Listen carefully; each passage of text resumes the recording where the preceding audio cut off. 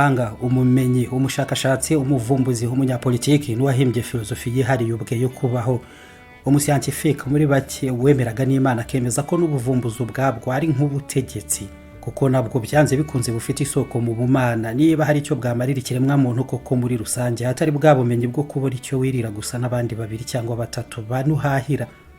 N'umwe mu bantu bamenye ubwenge cyangwa se bagize ubwonko bw'ubushobozi buhambaye kurusha abandi bose babayeho mu isi kugeza amagingo ya mu bipimo byafashwe bijyana n'ibisobanuro byumvikana mu bumenyi na siyanse biriho. Ku mwanya wa kabiri mwese nta wundi urageza ku ngano y'imikorere y'ubwonko bwe, Albert Einstein. Niyo mpamvu amagambo n'inama ze ku bumenyi, ubuhanga n'ubuzima mwese utabyirengagiza utyo na gato. Ubundi se utumvise inama z'umuntu warushije abandi bose ubwenge ubwo wakumva izande? Ni izande zaba zikwiye kuri wowe? Dusoza amagambo n'inama bye turaza kumugarukaho gato byihariye wumve noneho bifatika uyu muyahudi w'umudage cyangwa se umudage w'umuyahudi yari we neza neza.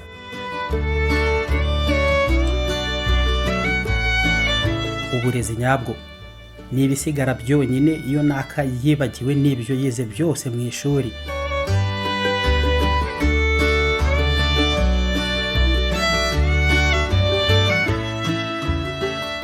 Niba hari ibyo wibwira kuzi ariko ukaba utabasha kubisobanurira umwana w'imyaka 6 ngo abyumve, ubwo nawe ntabyo ubuzi, ntabyo uba wumva hafi kimwe nawe.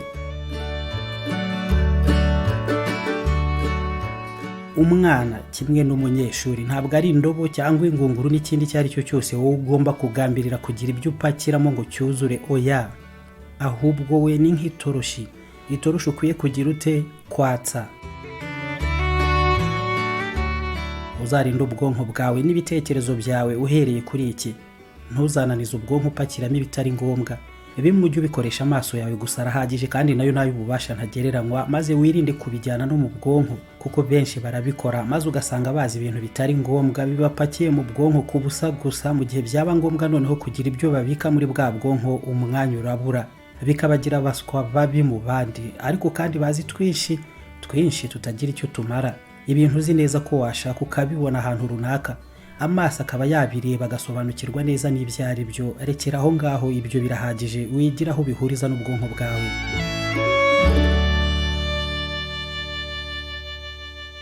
Ingero ni uburyo bwiza bwo kwigisha, ariko buretse ntabwo ari ibyo gusa. Reka nongereho ikindi, nibwo buryo bwonyine ahubwo bukwiye bwo kwigisha abandi.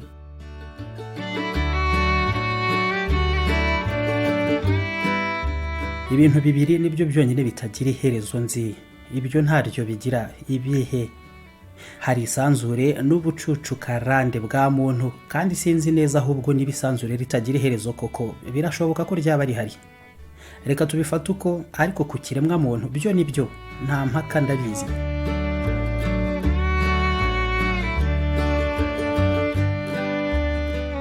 Uwo ari we wese yasobanukirwa akanamenya ibyo ari byo byose. Kuri iyi ngingo ikibazo buri gihe ku bantu kiba kimwe: kumva. Ibyo byonyine.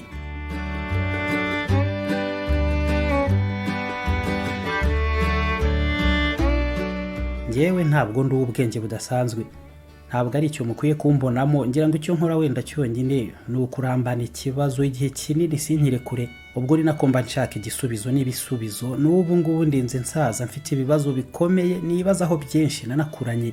Ibisubizo biri hehe? Ntabyo ndabona. Iyo menye ubwenge rero, ibyo byose biba byarashize, nta kikimvuna muri byo. Kumenya byinshi ntabwo ari ukwirundaho amakuru, ahubwo ni ukumenya iyo uyavana.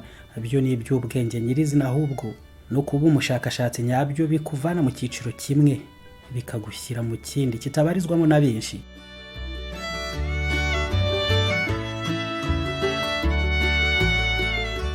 Twese tuzi ko urumuri runyaruka mu bijyana n'umuvuduko byihuse cyane kurusha amajwi. Urumuri urwo rugashushanya ubwenge n'ubumenyi, ngira ngo murabizi. Amajwi y'agashushanya iki? Ijambo. Ni nayo arigize. Ni nayo mpamvu rero niwitegereza neza benshi impande zawe mu ruhame bana bukereye, buryo uzabakekaho ubwenge, abandi umere nk'ubatinya unabubashye bidasanzwe, ariko nyuma ntabwo uzatinda kwisubiraho bakibumbura iminwa yabo gusa, kuko bahita bigambanira ubwabo kwijanisha rinini. abantu baravuga n'iyo ibyo baba bavuga ntacyo bimaze kukigarukwaho cyangwa se batazi byonyine gusa n'ibyo bavuga ibyo ari byo, ariko bakavuga nyine niko babihitamo, ariko bikantangaza bikantera n'isoni zidasanzwe. Barihemukira rwose.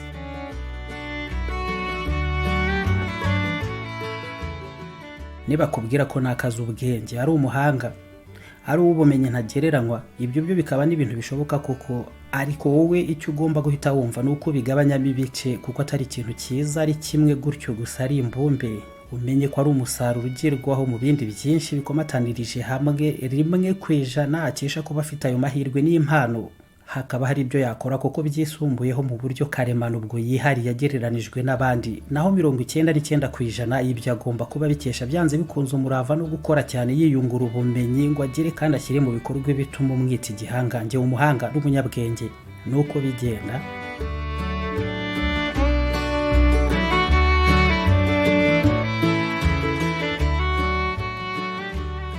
Ubuzima bwo buteye nko gutwara igare, kugira ngo urigumeho ntirinahengame ryitura hasi, kandi uririho ugomba gukomeza kunyonga. Nuko ubuzima buteye, waterera utambika cyangwa umanuka, uzaba witeguye kunyonga igihe icyo ari cyo cyose ngo igare rikomeze.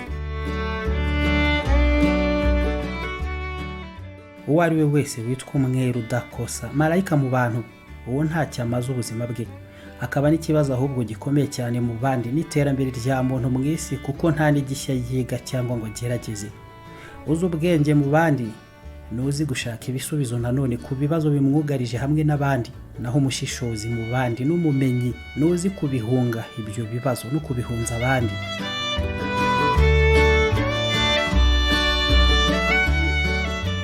Wibaho urwana no kugera ku ntsinzi n'ubwamamare mu byo ukora, ahubwo niba uruhatana, maranira gukusanya indangagaciro zishoboka zikubarizweho, izo zihatse byose bijyana n'ubumenyi bwageza ku ntsinzi n'ubwamamare bwose, ubwo bwo bikaba byiza ubashije kubukwepa bishoboka byose. Igitangaje ariko ubundi kitakagize n'uwo gitangaza, kuko ari njye bitangaza ahubwo iyo mbyumvise ni uburyo nzwi isi yose, ariko nkanaba njyenyine mu cyo benshi mwita ubwigunge, mutuka mutinya. Ubuzima njye nahisemo kwiberaho kuko ari bwo bunkwiye, nkeka ko bunagukwiye nawe, mu gihe kandi mu isi yose n'ubundi hatabura abanyandikira abashaka buri gihe ko duhura, ko baba hafi yanjye, ariko ibyo ngibyo ntabwo bishoboka, sinabyemera. Ndumwe sindi uruhame. Ubuzima kimwe n'ibyo numva dukwiye kubumaza, ikijyana no kubusangira no kubusangiza abandi, bisobanura kurobanura abantu kuri njye, mfata bake muri bo nkabashyira ku ruhande akaba ari bo mbereyeho, mfite n'ibyo ngomba kubamarira nirengagiza abandi. Wowe umwe ntekereza ko akabaye ubereyeho ikiremwa muntu muri rusange, hatari umugabo abana n'umugore, ubwo bakaba babirutana ko b'inshuro zirenga 10 nibura ngo babe 20, ubundi mugahugira mu masano. Oya, ibyo ni ukwakira ko ufite ubushobozi buto gusa utarenza abo ngabo, ndetse n'imipaka wishingira ubwawe, kuko mu nyanja ubwo icyo gihe icyo ushoboye ari bitonyanga bine by'amazi byonyine, akaba ari byo utwara. Njye si uko.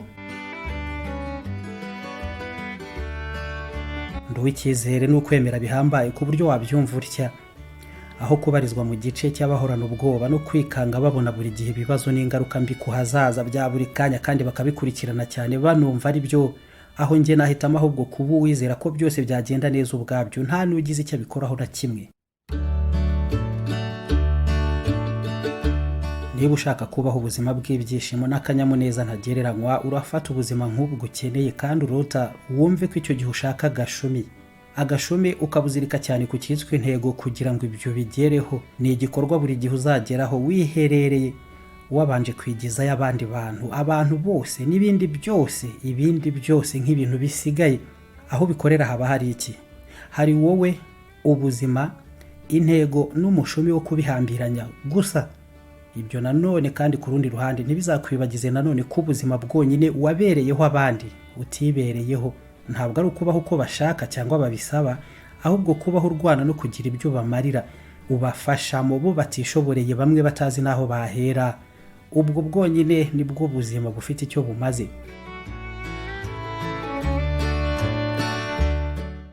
njye nabayeho igihe kinini njyenyine, rimwe nk'amahitamo bwite, kuko kuba mu ruhame no gukora ibyo abandi bose bakora nkirirwa mu byo nabo bose birirwamo nta mpamvu njye nigeze mbibonera, nubwo ntawe ncira urubanza.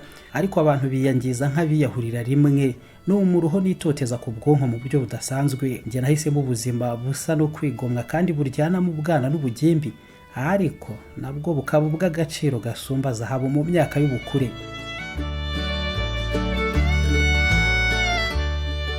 Hari uburyo abantu babaho bagagaye, ibintu byose babinyuza mu nzira zimeze nk'amategeko atagibwa iruhande, bakibwira ko ubuzima ari nk'ishusho y'ubuso ufata igihande kimwe ugakuba ikindi ukagabanya n'ibindi ibyo ari byo byose, ariko ntabwo ariko bimeze. Nubwo bishora bose mu nzira zimwe, bumvikanaho ubwabo, bikarangira bose bateye nk'impanga, bose barira kimwe, bashaka ibintu bimwe, baseka kimwe, bararikira bimwe, ndetse n'ibindi bitandukanye bikamera nko kubona umwe bikaba bihagije, kuko n'abandi bose bakurikiraho bimera nk'aho wababonye bakavuga kimwe imbere yawe, bagira ibyo bashyira mu bikorwa ukagira ngo wahoranye nabo kandi aribwo mukibonana. Abantu rero bagira gutya bagatandukana n'abandi, bakaba bihariye, yewe bagera no ku by'abandi bose nk'abo barambaraye bakumva bitanashoboka, ni babandi bitwara mu buryo bwihariye, bakabona n'umwanya ho kugerageza ibyo buri wese mu basigaye yakwibwira rimwe na rimwe ko nta nicyo bimaze, yewe ko ari na bito wenda, nyamara ntawigeze bigerageza, ku buryo bakibitangira abandi banakwibwira ahubwo ko basaze. Bikaba mu gihe buriya n'uburyo bwiza ahubwo bwo gutegura hazaza rimwe na rimwe buhindura igisobanuro, bukaba kwitwara nk'aho aho hazaza ubwaho hatanabaho.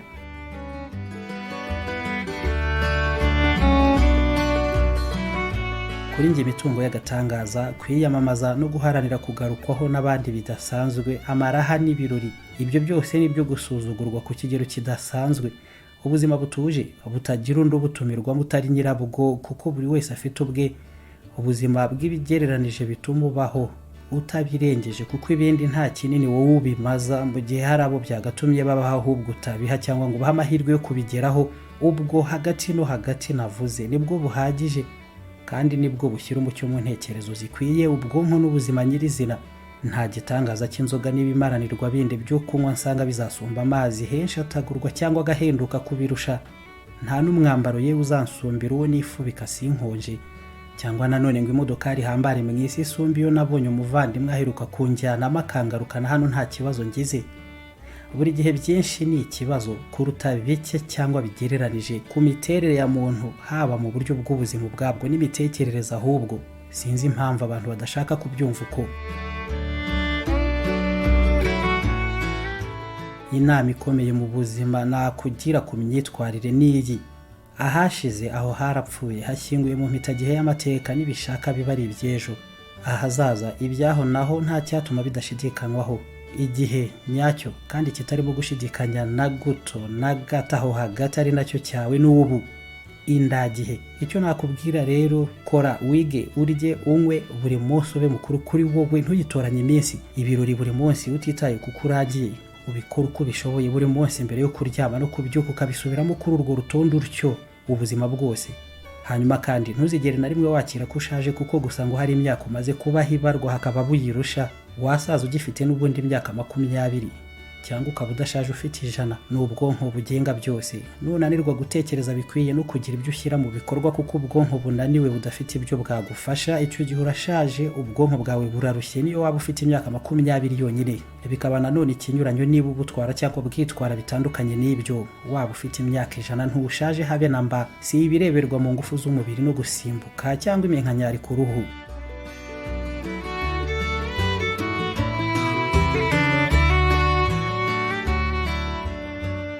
Sinzi kugeza ubu neza intwara abantu bazarwanisha intambara yabo ya 3 y'isi, ariko iya 4 yo ndabizi neza.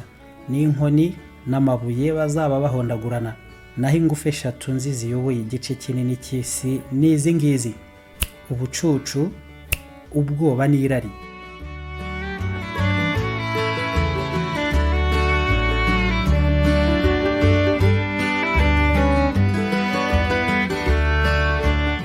Albert Einstein bizwi ko ari umwe mu bantu babayeho bamenye ubwenge cyane, cyangwa bari babufite bwinshi bihambaye. Ubwo bikaba byanareberwa mu bumenyi budafatika n'ubufatika, kugera no kugupima ubwonko mu gihanga mu buryo bufatika. Nanone bikajyana no gukora test hapimwa imikorere yabwo. Kuri iyo ngingo yo Einstein yari afite IQ cyangwa quotient intellectuel buhambaye kurusha abandi bose. Ibyo ni byo kuko byapimwe mu bipimo biriho bizwi nk'ibyo ngibyo bya IQ, maze igipimo cy'imikorere y'ubwonko bwe kibarizwa hagati ya 205 na 225. Birahambaye, bimushyira ku mwanya wa kabiri mu bantu bose babayeho bapimwe imikorere y'ubwonko, inyuma y'undi mudage Johann Goethe. Yari polymath, bisa naho nta cyakwigwa ngo kimenywa atarazi. Einstein ubwo amugarukaho yaragize ati birashoboka ko Johann Goethe ari we muntu wa nyuma wabayeho uzi ibintu byose, kereka ibitabaho cyangwa bitaranatekerezwaho gusa.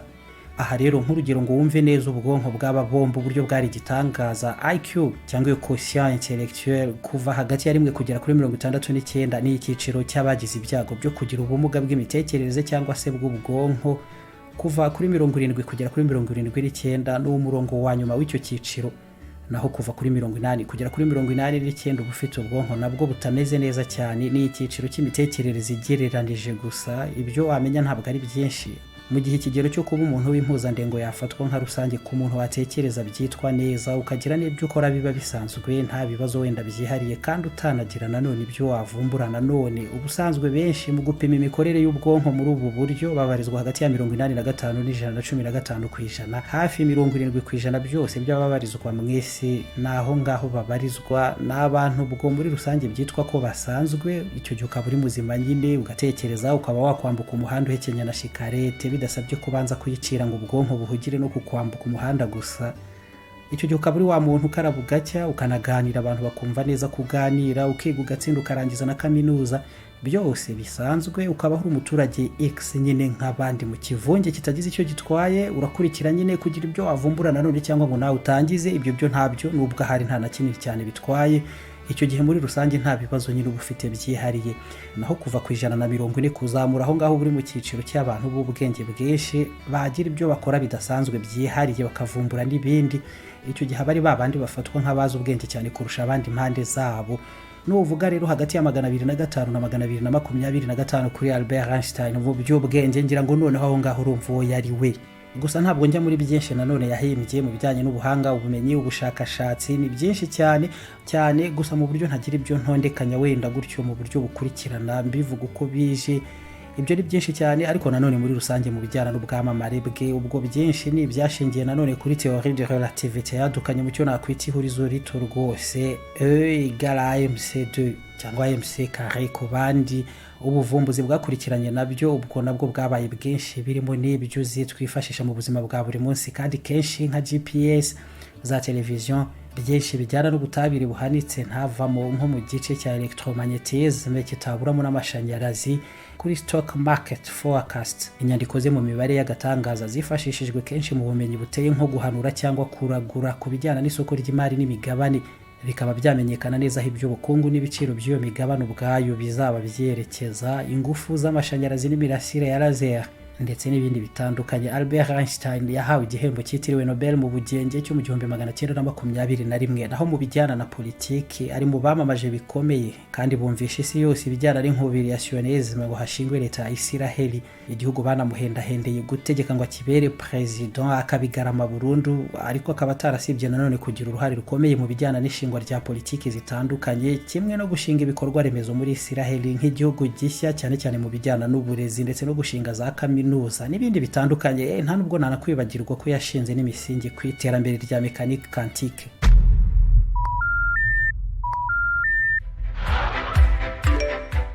Ese nkawe ukura hehe icyizere cyo gufata telefone cyangwa computer agaciro hejuru ya miliyoni y'amafaranga wowe ukayigabiza naka ngo arimo arayigukorera ifite ikibazo runaka? Nje nawe turabizi neza ko abatari bake rupiga babihuhura, ahubwo nyamara i Kigali wakabigenje utya. Hari ikibazo ufitanye n'imikorere cyangwa ibikoreshereze ya Mac computer, iPhone cyangwa iPad, reka gushakisha no gushidikanya gushobora no kutakugwa neza, ugana inzobere iFix Technology Limited maze icyo witaga ikibazo tugikemure mu masegonda nkayo bifata guhumbya. Mac computers, iPhones na iPads, ibikoresho dufite mu bunararibonye ku mpamvu ebyiri. Turabikora mu gihe bifite ibibazo, kongeraho ko tunabicuruza kuva kera cyane. Niba rero ushaka gukoresha cyangwa se kugura Mac, iPhone cyangwa iPad ndetse n'ikindi gikoresho cya Apple icyo ari cyo cyose, iFix Technology Limited turahari. Tubarizwa muri Atene Building etage ya 2 mu cyumba 51. Duhamagare kandi kuri 07 88 44 21 27 cyangwa kuri 07 88 44 2063 tugufashe mu cyizere, ubunyamwuga n'ubunyangamugayo dusanganywe. iFix Technology Limited, we are Apple devices experts.